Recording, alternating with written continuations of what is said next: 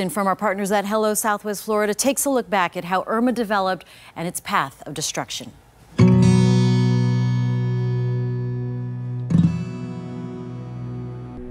1 year later, we're taking a look at Irma, step by step. This is a story about how it formed, how it grew, and how it made its way to Southwest Florida. Tony Sadiku is a meteorologist. He'll walk us through. We knew this had the potential to be something really big. It was out there developing just off of the Cape Verde Islands, like a lot of storms do this time of the year, and it intensified very quickly. Irma started as a tropical storm on August 30th, 2017. Typically, it's moving counterclockwise and it has a lot of showers and thunderstorms. Once it organizes and develops, and it has maximum sustained winds of 39 miles per hour above, it's classified as a tropical storm.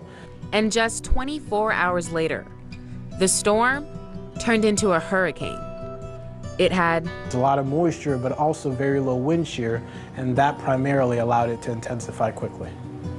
The storm kept moving closer to the Florida coast as days went by. On September 6th, the National Weather Service reported Irma as a Category 5 hurricane.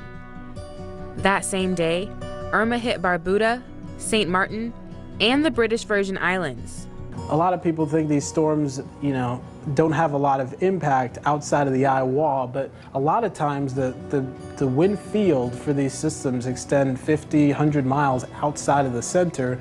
So even if you're not living kind of like in that bullseye of a system, you could still see very strong impacts. And that was the case for a lot of these islands here. And just 4 days later, made landfall over the Florida Keys on September 10th, 2017 as a Category 4, weakened some, and then made landfall in Marco Island as a Category 3 with maximum sustained winds of 115 miles per hour. Extremely heavy rain and forceful winds took over. On September 10th, Southwest Florida looked like it was underwater. It only took Irma a few hours to completely destroy homes, livelihoods, and memories that took people years to create.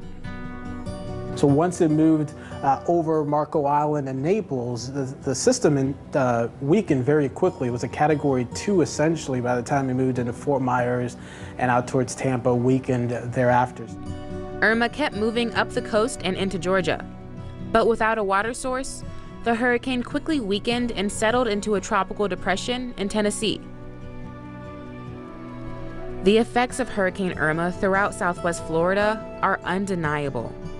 The impacts, of course, are still being felt today, with people still trying to figure out how they're going to repair certain things, or, it's crazy. It's just awesome to think about how, just Mother Nature at its best or worst, or however you want to put it, can have such an impact on our daily lives. Southwest Floridians, we're resilient, and we'll be that much stronger for the next one. We are resilient.